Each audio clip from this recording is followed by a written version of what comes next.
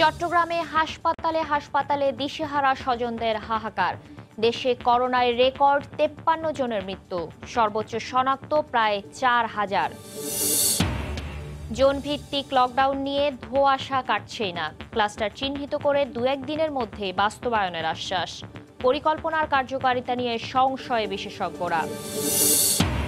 Corona virus killing kit আবিষ্কারের দাবি বরিশালের 2 গবেষকের। 6 সপ্তাহের মধ্যেই কোভিড নিয়ন্ত্রণের আশা, দ্রুত সরকারি অনুমোদনের আহ্বান। করোনায় হুমকির মুখে অন্তত 1.5 কোটি মানুষের চাকরি, রয়েছে কর্মহীন প্রবাসীদের চাপও। ক্ষতিগ্রস্তদের পাশে থাকার আশ্বাস সরকারের। এবং বর্ষার শুরুতেই উচ্ছল ঢাকার চারপাশের নদ নদী, দখলমুক্ত করায় বিনা খরচেই ফিরেছে রূপ। স্থায়ী সীমানা পিলার বসানোর তাগিদ বিশেষজ্ঞদের।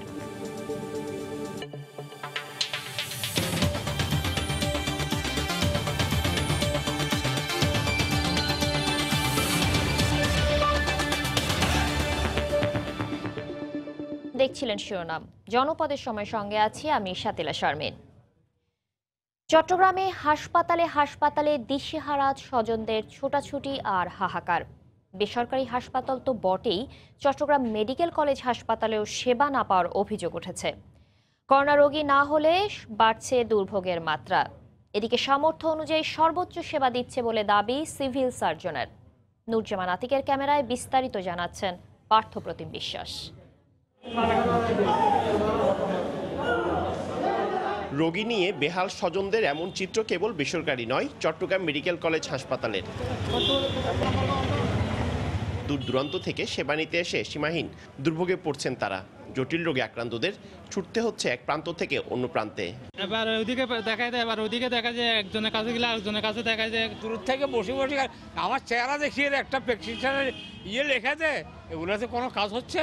চিকিৎসা না পেয়ে অনেকেই মৃত্যুর কোলে ঢলে পড়ছেন বলেও উঠছে অভিযোগ। কয়েকদিন জ্বর আর শ্বাসকষ্ট নিয়ে বেশ কয়েকটি বেসরকারি হাসপাতাল ঘুরে 70 মিজানুর রহমানের ঠাঁই হয় চট্টগ্রাম মেডিকেলে। শেষ পর্যন্ত আইসিইউ না পেয়ে সন্তানের চোখের সামনেই মারা যান হতভাগ্য পিতা।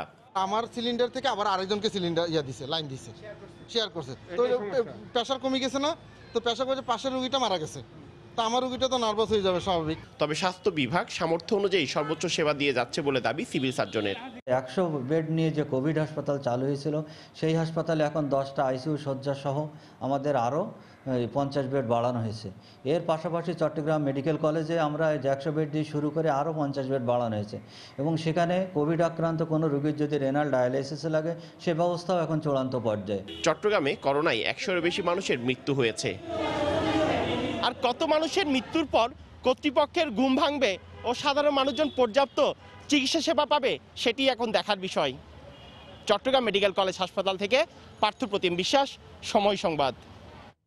করোনা সংক্রমণের 101তম দিনে এসে সর্বোচ্চ মৃত্যু ও সংক্রমণের মুখোমুখি দেশ। একদিনে প্রাণ হারিয়েছেন 53 জন আর শনাক্ত হয়েছেন 3862 জন। নমুনা পরীক্ষা অনুপাতে শনাক্তের হার 22.44%। তবে বেড়েছে সুস্থতার হারও। স্বাস্থ্য অধিদপ্তরের বুলেটিনে জানানো হয়, মৃতদের 2/3 রাজধানীর। দেশে করোনা সংক্রমণ আর মৃত্যুতে প্রতিদিনই তৈরি হচ্ছে নতুন রেকর্ড। লাখের ঘর ছুঁতে চাইছে শনাক্তের সংখ্যা। প্রথম কোভিড রোগী শনাক্তের 101তম দিনে 24 ঘন্টায় প্রায় 4000 জনের সংক্রমিত হবার তথ্য দিয়েছে স্বাস্থ্য অধিদপ্তর। আরও জানা যায়, মারা গেছেন 47 জন পুরুষ এবং 6 নারী। 24 ঘন্টায় যা নমুনা পরীক্ষা হয়েছে তাতে শনাক্ত হয়েছে 3862 জন। 24 ঘন্টায় মৃত্যুবরণ করেছেন 53 জন। এ পর্যন্ত 1262 জন। শনাক্ত বিবেচনায় মৃত্যুর হার 1.34%। নিয়মিত স্বাস্থ্য বুলেটিনে আরও বলা হয়, করোনায় মৃতের হার 1.34%। সবশেষ মৃতদের 19 জনই 51 থেকে 60 বছর বয়সী। বিভাগ বিভাজনে ঢাকা বিভাগে 30 জন, চট্টগ্রাম বিভাগে 14 জন, রাজশাহী বিভাগে 4 জন, খুলনা বিভাগে 3 জন, বরিশাল বিভাগে 1 জন এবং ময়মনসিংহ বিভাগে 1 জন। হাসপাতালে মারা গেছেন 34 জন, বাড়িতে 18 জন এবং মৃত অবস্থায় হাসপাতালে এসেছে 1 জন। এখনও 10,302 জন রোগীর আইসোলেশনে থাকার তথ্য তুলে ধরে সবাইকে আবারও সতর্কতা অবলম্বনের অনুরোধ জানায় স্বাস্থ্য অধিদপ্তর। সুরক্ষিত থাকুন, করোনা ভাইরাসকে প্রতিরোধ করুন। দেবাশিস রায়, সময় সংবাদ, ঢাকা।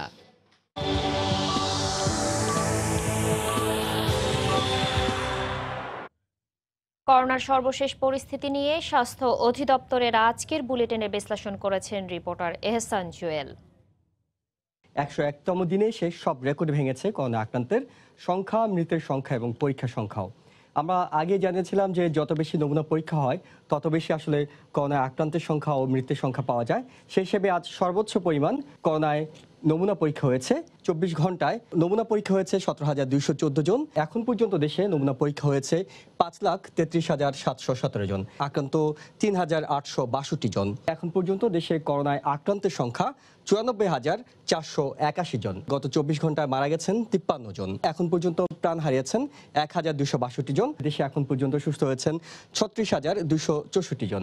আমরা যদি এই আক্রান্তের একটা তুলনামূলক চিত্র দেখি, ধীরে ধীরে কিন্তু সেটি বাড়তে বাড়তে একেবারে উচ্চমুখী একটা রেখা। মোট নমুনা পরীক্ষার তুলনায় কত সংখ্যক আক্রান্ত হচ্ছে, তবে আমরা দেখব আজ আক্রান্তের সংখ্যা নমুনা পরীক্ষার তুলনায় 22.44 ভাগ। এখন পর্যন্ত দেশে 90,000 আক্রান্ত হয়েছেন। প্রতি 30,000 আক্রান্ত হতে কতদিন করে সময় লেগেছে সেই তুলনামূলক চিত্র দেখলে আমরা দেখব প্রথম 30,000 আক্রান্ত হতে সময় লেগেছিল 76 দিন, 60,000 হতে সময় লেগেছিল 14 দিন। মাত্র 10 দিনেই আরও 30,000 যোগ হয়েছে। দক্ষিণ এশিয়ার 3টি দেশের তুলনামূলক চিত্র বিশ্লেষণ করলে ভারতের অবস্থান বিশ্বে চতুর্থ। ভারতে এখন পর্যন্ত আক্রান্ত হয়েছেন 3,43,091 জন, পাকিস্তান 15তম। বিশ্বের 215টি দেশের মধ্যে আমরা দেখতে পাবো আক্রান্তের সংখ্যার তুলনায় বাংলাদেশের অবস্থান 18তম, তবে মৃত্যু 31তম অবস্থান বাংলাদেশের। আর সুস্থতার হারে বাংলাদেশের অবস্থান 20তম। যেহেতু আক্রান্তের সংখ্যা বেড়ে যাচ্ছে, তাই একটা কথাই স্বাস্থ্য অধিদপ্তর বারবার বলে, নিজে সতর্ক থাকুন, স্বাস্থ্যবিধি মেনে চলুন এবং নিজে নিরাপদ থাকুন, অন্যদের নিরাপদ রাখুন। এখন পর্যন্ত এই ছিল করোনা 24 ঘন্টায় সবশেষ খবর। জনপদের সময় আরও থাকছে। চট্টগ্রামে ওষুধ নিয়ে নৈরাজ্য ঠেকাতে বিশেষ উদ্যোগ। 15% ছাড়ে বাড়ি পৌঁছে দেবে পুলিশ। কক্সবাজারে ফ্রি অ্যাম্বুলেন্স সার্ভিস চালু।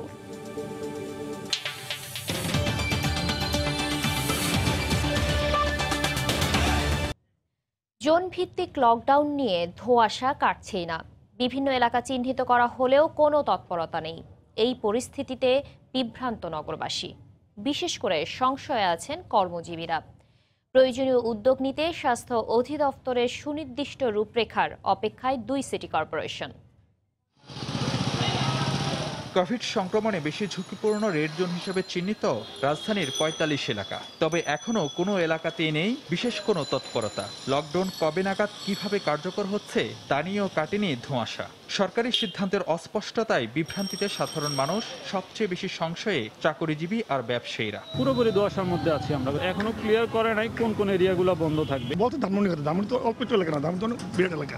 অবশ্যই আমাদের আগে একটা বার্তা দেওয়া উচিত। হঠাৎ করে যদি লকডাউন দেয় তাহলে তো আমরা কিছু করতে পারবো না। সমন্বয়হীনতা আর সিদ্ধান্তের ধীরগতি বাধা হয়ে দাঁড়িয়েছে লকডাউন বাস্তবায়নে সিটি কর্পোরেশনের প্রয়োজনীয় উদ্যোগের ক্ষেত্রেও।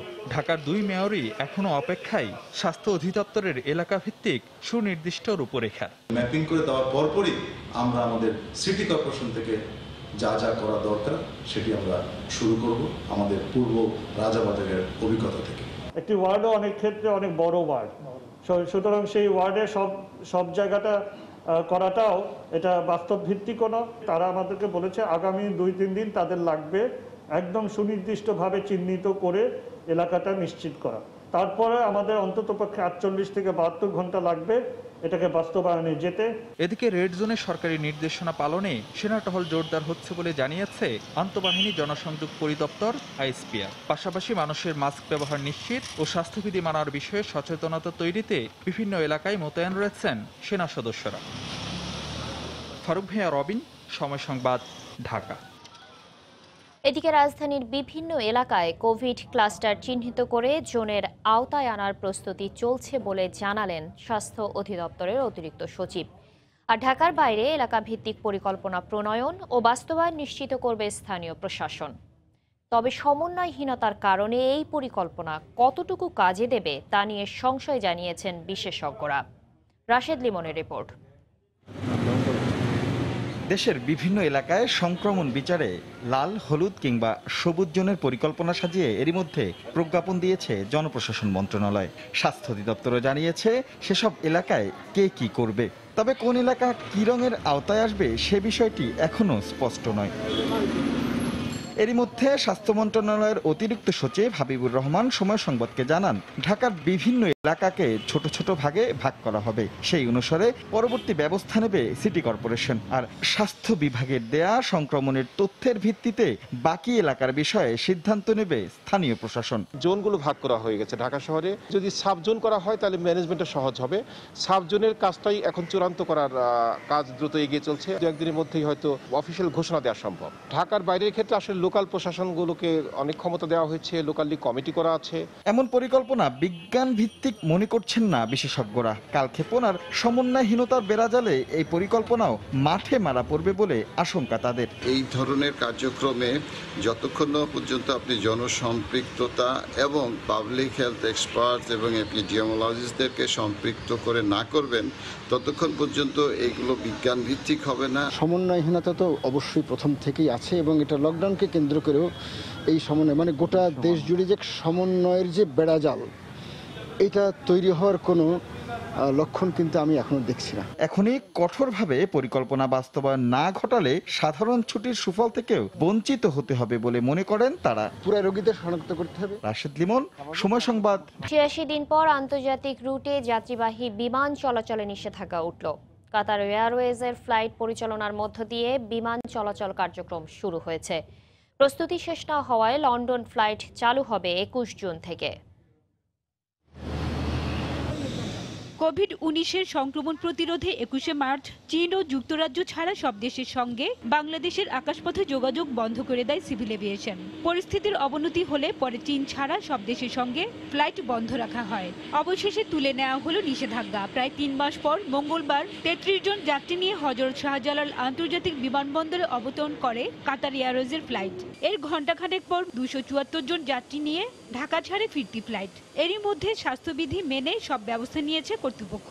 যত রকমের সিকিউরিটি প্রোটোকল মেনটেন করতেছি, সেফ ডিস্টেন্স ম্যানেজ করতেছি। এয়ারপোর্ট রাস্তা থেকে শুরু করে ভেতরে যে জায়গাগুলো আছে যেখানে যাত্রীরা অবস্থান করে, বোর্ডিং ব্রিজ থেকে শুরু করে সম্পূর্ণ এলাকা আমরা একাধিকবার জীবাণুনাশক স্প্রে করেছি।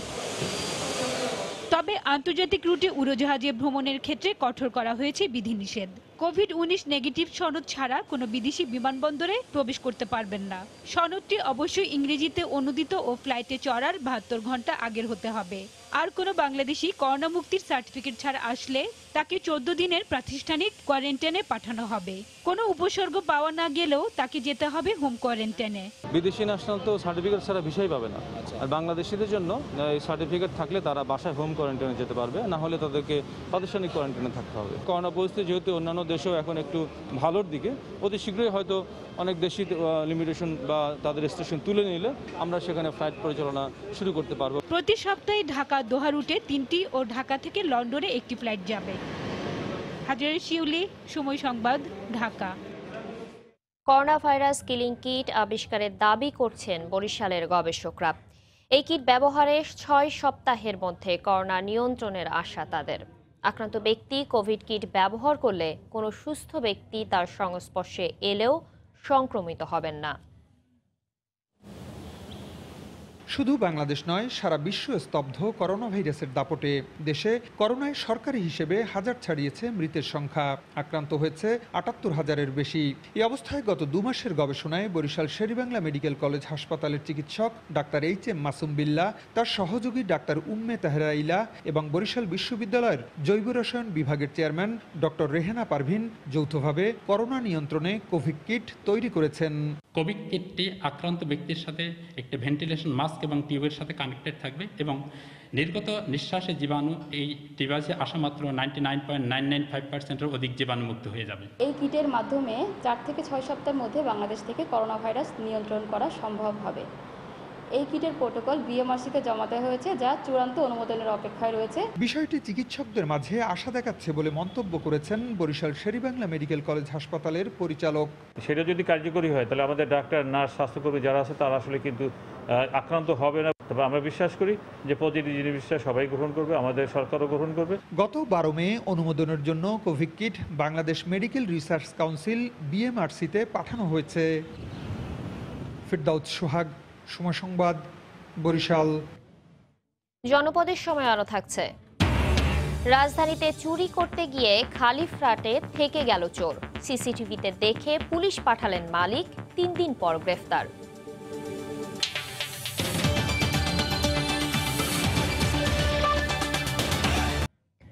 এদিকে বন্দর নগরীতে ওষুধ নিয়ে নৈরাজ্য ঠেকাতে মাঠে নেমেছে সিএমপি। চাহিদা অনুযায়ী রোগীর বাসায় ওষুধ পৌঁছে দেবেন পুলিশের 20 সদস্যের টিম। নগরবাসী ওষুধ কিনতে পারবেন অন্তত 15% ছাড়ে। চট্টগ্রামে করোনার বিস্তারের সঙ্গে পাল্লা দিয়ে বাড়ছে ঔষধ নিয়ে নৈরাজ্য।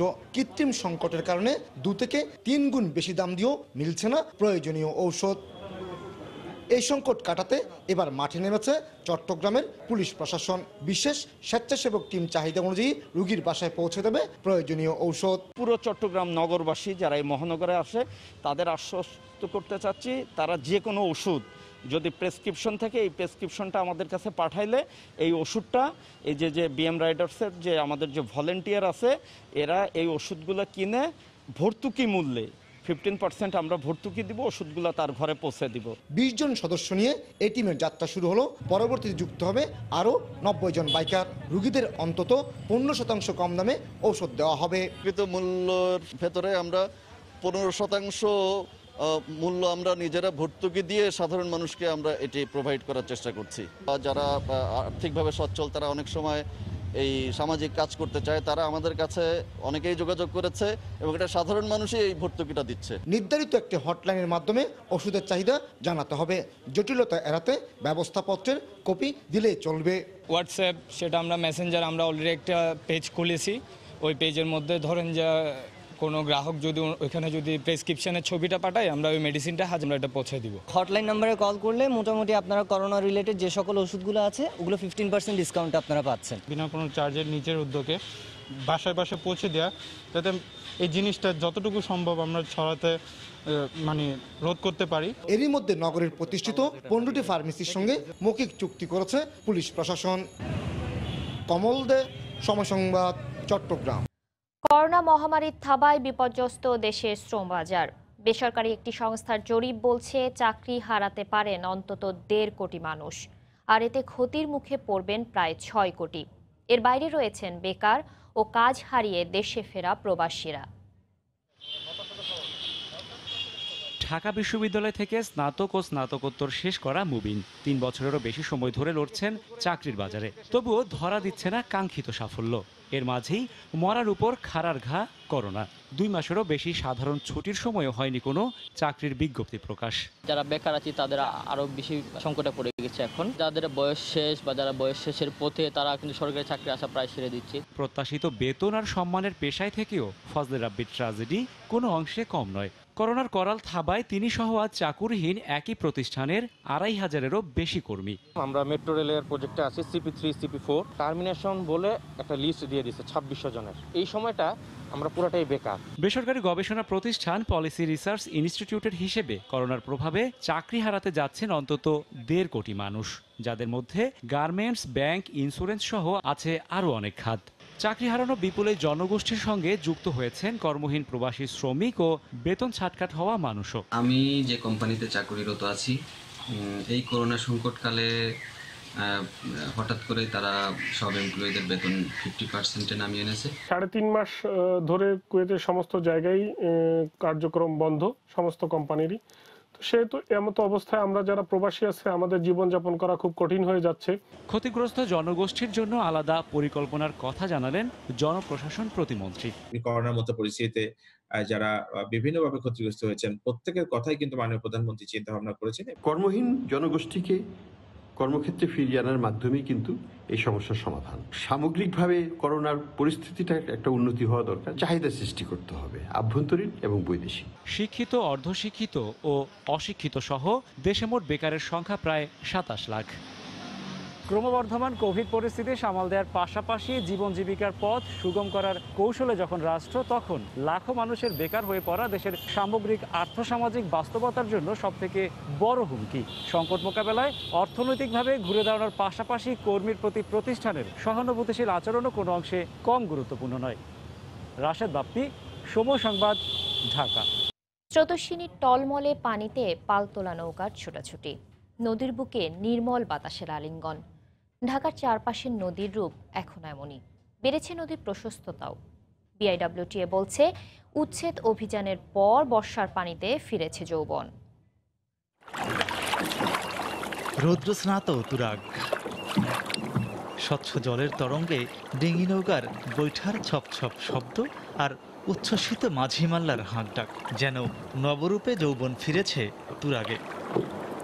যদিও পাখির চোখে তুলনা করলে দেখা যাবে ৩-৪ মাস আগেও দখলে আর দূষণে তুরাগ ছিল অনেকটাই মৃত। তুরাগ পাড়ের মানুষ ও মাঝিরা বলছেন, উচ্ছেদ অভিযানের পর নদী কেটে প্রশস্ত করায় বর্ষার পানিতে তুরাগ ফিরে গেছে উচ্ছল যৌবনে। 18-19 বছর আগে নদী ছিল, পরে এই যে মাঝখানে বালু টলু ফালায়া এই যে নদী ছোট করলো। এখন ময়লার গন্ধ নাই, এলাকার মানুষ সুন্দরভাবে চলতে পারে, পানিটা মানুষের ব্যবহার করার উপযুক্ত হয়েছে। পানি শান্তিতে নিঃশ্বাস নিতে পারছি এবং নদীর এই চির যৌবনা রূপ দেখে তো আমরা খুবই খুশি। শুধু তুরাগ নয়, বদলেছে বুড়িগঙ্গা, ধলেশ্বরী ও বালু নদীও। দখলমুক্ত অভিযানের নেতৃত্বে থাকা বিআইডব্লিউটিএর কর্মকর্তা বলছেন, তুরাগের আগের চেহারা ফেরাতে সরকারের খরচ হয়নি, বরং রাজস্ব আদায় হয়েছে প্রায় 18 কোটি টাকা। আগে নদী যেখানে মাত্র 100 ফুটেরও নিচে প্রবাহিত হতো, এখন তো আমরা দেখতে পাচ্ছেন যে প্রায় 600 ফিট মানে নদী চওড়া হয়ে গেছে। পরিবেশবিদরা বলছেন, এখন নদীর দুপাড় স্থায়ীভাবে বাঁধায় ও ময়লা না উঠালে শুকনা মৌসুমে ফের নদী দখল হয়ে যাবে। আপাত প্রশস্ত নদী শুকনোর দিনে দখলের মহোৎসবে আবারও পরিণত হবে, এটা বলাই বাহুল্য।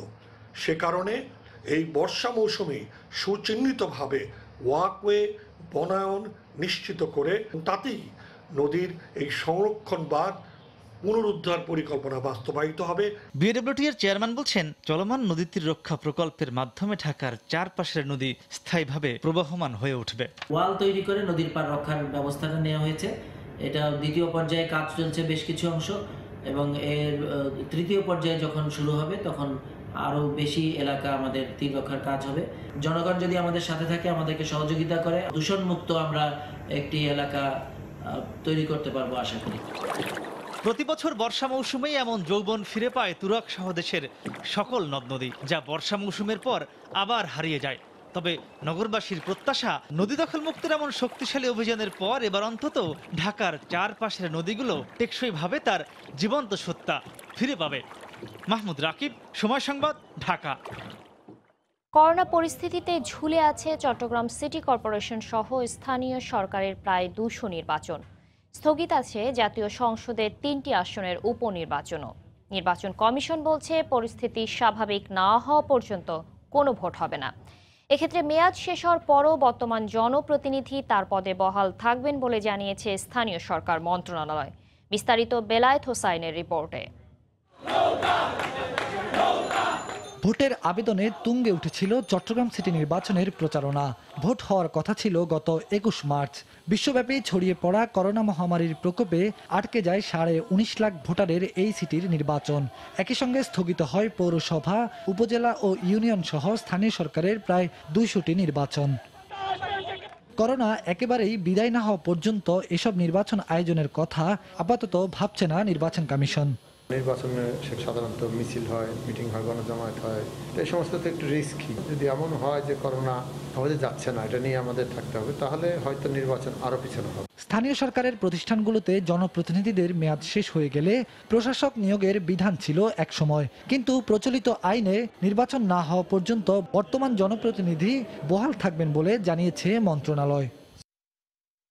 এখন যেহেতু নির্বাচন করার মতো কোনো পরিবেশ নাই, নতুন করে আরেকটি পরিষদের কার্যক্রম শুরু না হওয়া পর্যন্ত বর্তমান যে পরিষদ আছে সে পরিষদ কার্যক্রম অব্যাহত রাখবে। এছাড়াও সংসদ সদস্যের মৃত্যুতে শূন্য ঘোষিত যশোর 6, পাবনা 4 ও বগুড়া 1 আসনেও নির্বাচন করা যাচ্ছে না করোনার কারণে। ইসি বলছে, নির্ধারিত 90 দিন পার হয়ে গেলে সাংবিধানিক ক্ষমতা বলে আরও 90 দিন স্থগিত করে রাখবেন প্রধান নির্বাচন কমিশনার। আরও 90 দিন প্রধান নির্বাচন কমিশনাররা বাড়িয়ে দিয়েছেন। যদি কোনো জাতীয় দুর্যোগ থাকে বা প্রতিকূল অবস্থা থাকে তাহলে আরও 90 দিন বাড়াতে পারেন। আইনে দেওয়া সব সময় পার হয়ে গেলে রাষ্ট্রপতি এবং উচ্চ আদালতের নির্দেশনাই বাস্তবায়ন করা হবে বলে জানিয়েছে নির্বাচন কমিশন। বেলায়েত হোসাইন, সময় সংবাদ, ঢাকা। দেখছেন জনপদের সময়। চুরির পর মালপত্র নিয়ে দ্রুত পালিয়ে যাওয়াই চোরের স্বভাব, কিন্তু রাজধানীর গুলশানে চুরি করতে ঢুকে ফ্ল্যাটে থেকে গেছেন এক চোর। যুক্তরাষ্ট্রে থাকা মালিকের হস্তক্ষেপে 3 দিন পর ধরা পড়ে এই কাণ্ড। মুশাহিদ রনির রিপোর্ট। গ্রিল কেটে চোর ঢোকে খালি ফ্ল্যাটে, মূল্যবান জিনিসপত্র নিয়ে সটকে পড়বে চোর, এমনটাই হওয়ার কথা। কিন্তু বাসার ফ্রিজে থাকা খাবার আর বিলাস বস্তুর জালে জড়িয়ে পড়েছে। এদিকে সুদূর মার্কিন মুলুকে থেকে সিসি ক্যামেরায় নিজের ফ্ল্যাটে অনুপ্রবেশের পুরো চিত্রই দেখেন মালিক। জানায় ঢাকায় থাকা বন্ধুকে। বন্ধু পুলিশ নিয়ে বাসায় গিয়ে চোরের দেখা পায়। করোনাকালের থমকে যাওয়ার সময় রাজধানীর গুলশানের ৭৯ নম্বর সড়কের ১৫ নম্বর বাসার ২য় তলায় মার্কিন নাগরিক রিক হারবার্ডের ফ্ল্যাটে ঘটেছে এমনটা। সিসিটিভির ফুটেজে দেখা যায় বেশ আনন্দেই সময় কাটছে অনুপ্রবেশকারীর। পুলিশ জানায় মাসুদ একজন পেশাদার চোর। এর আগের চুরির ঘটনায় মামলা রয়েছে তার বিরুদ্ধে। ওই বাসাটা ফ্ল্যাট ফাঁকা ছিল, ওখানে কোনো লোক ছিল না। তো বাসার যে ভাড়াটিয়া ছিল তার প্রতিনিধিকে ডেকে তাকে নিয়ে ফ্ল্যাটে ঢুকে তাকে আটক করা হয় এবং তাকে জিজ্ঞাসাবাদ করে যেটা জানা গেছে সেটা হলো সে ইতিপূর্বে আমাদের ওয়ান্টেড ছিল এবং বেশ কয়েকবার আমাদের গ্রেপ্তারও হয়েছে। তার নামে একাধিক মামলা রয়েছে। বাসার নিরাপত্তা কর্মী ও কর্মচারীরা জানালেন পাশের ফ্ল্যাটেও চুরির পরিকল্পনা ছিল মাসুদের। চলে আসছি যে ও বাকশাক করবে, একটু খাবে, একটু রেস্ট দেবো, আমি ডিউটিতে দাঁড়াবো।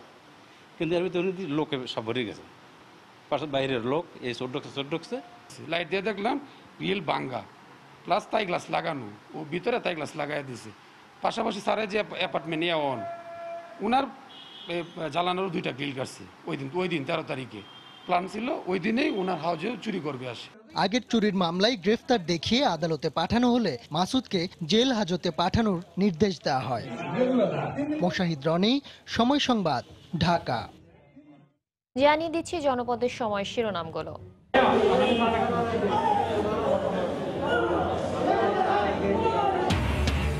চট্টগ্রামে হাসপাতালে দিশেহারা স্বজনদের হাহাকার। দেশে করোনায় রেকর্ড 53 জনের মৃত্যু, সর্বোচ্চ শনাক্ত প্রায় 4000। জোন ভিত্তিক লকডাউন নিয়ে ধোঁয়াশা কাটছেই না। ক্লাস্টার চিহ্নিত করে 2-1 দিনের মধ্যে বাস্তবায়নের আশ্বাস। পরিকল্পনার কার্যকারিতা নিয়ে সংশয় বিশেষজ্ঞরা। করোনা ভাইরাস কিলিং কিট আবিষ্কারের দাবি বরিশালের 2 গবেষকের। 6 সপ্তাহের মধ্যেই কোভিড নিয়ন্ত্রণের আশা, দ্রুত সরকারি অনুমোদনের আহ্বান। করোনায় হুমকির মুখে অন্তত 1.5 কোটি মানুষের চাকরি, রয়েছে কর্মহীন প্রবাসীদের চাপও। ক্ষতিগ্রস্তদের পাশে থাকার আশ্বাস সরকারের। এবং বর্ষার শুরুতেই উচ্ছল ঢাকার চারপাশের নদ নদী। দখলমুক্ত করায় বিনা খরচেই ফিরেছে রূপ। স্থায়ী সীমানা পিলার বসানোর তাগিদ বিশেষজ্ঞদের। এই ছিল এখনকার মতো। আপনার মোবাইলে সময় সংবাদ দেখতে সব খবর পেতে ডাউনলোড করুন সময় অ্যাপ। সঙ্গে থাকুন সময়।